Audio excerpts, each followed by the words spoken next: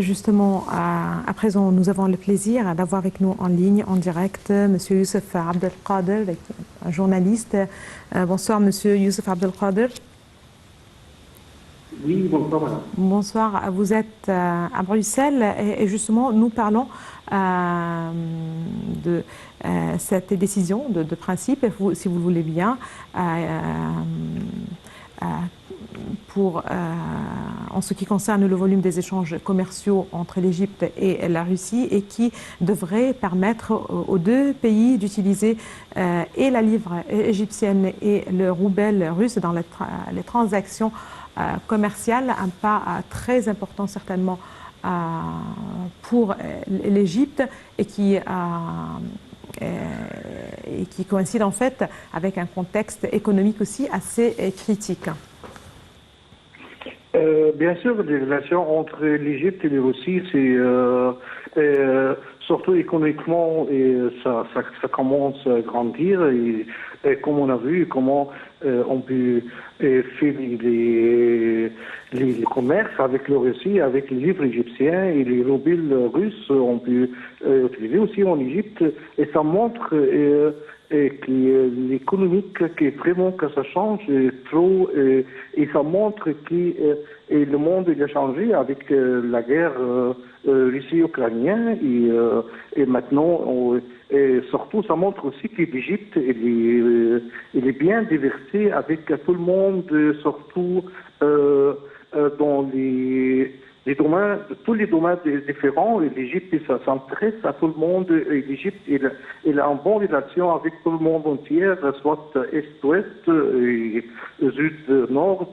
Et ça montre les forces d'Égypte et ça montre que vraiment l'Égypte et la Russie aussi c'est un partenaire trop des valeurs avec l'Égypte parce que la Russie aussi il a beaucoup l'affaire avec l'Égypte dans tous les domaines différents et ça montre aussi que l'Égypte reste toujours en bon contact avec tout le monde entier. Très bien. J'aimerais bien rappeler que dans le cadre des sanctions imposées par les pays occidentaux contre la Russie, 7 grandes banques russes ont été privées d'accès à SWIFT, plateforme de messagerie sécurisée permettant des opérations cruciales comme des ordres de transfert de fonds entre banques.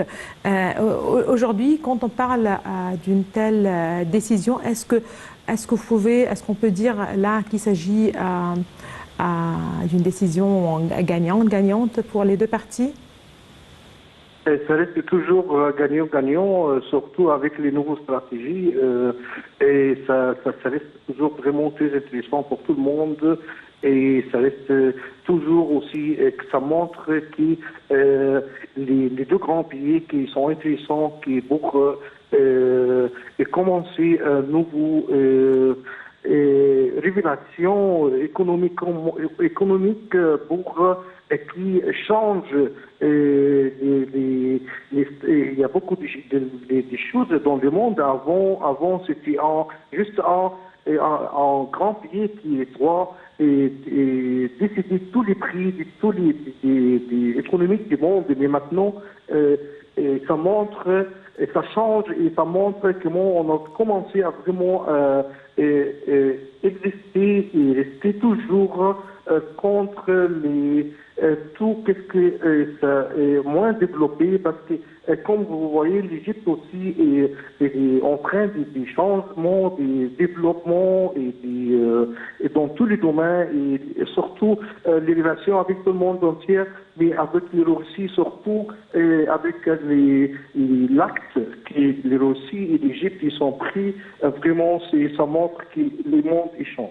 Très bien, des accords gagnants-gagnants certainement.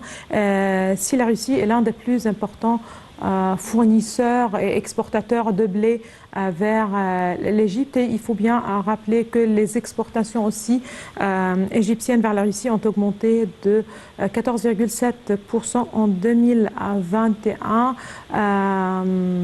Donc peut-être c'est le moment aussi pour encourager les exportations égyptiennes vers la Russie et encourager les échanges commerciaux dans les différents domaines, surtout la technologie, est-ce que c'est correct? Il y a aussi certainement de la coopération en matière d'énergie, on le connaît bien, en matière militaire,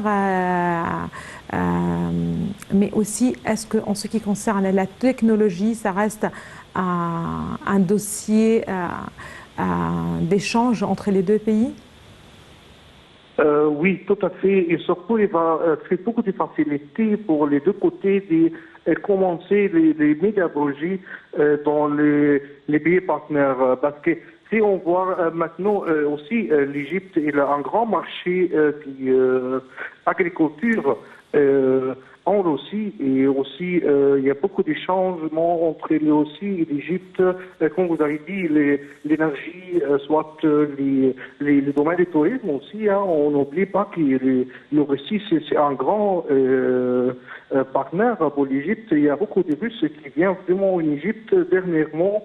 Et on a vu qu'il y a quelques millions qui sont toujours intéressants pour les temps, pour passer des bons moments en Égypte. Et aussi, si on voit dans tous les domaines, si on commence à parler qu'à chaque domaine séparément, ça va pas, on a besoin de beaucoup de temps. Mais vraiment, dans tous les domaines, la Russie et l'Égypte, ils sont un peu partenaires pour commencer et changer toutes les idées et tous les projets, méga-projets surtout.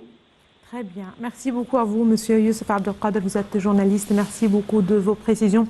J'aimerais bien rappeler que le chef de la diplomatie russe, Sergueï Lavrov, a effectué en juillet 2022 une tournée officielle africaine qu'il a entamée par l'Égypte.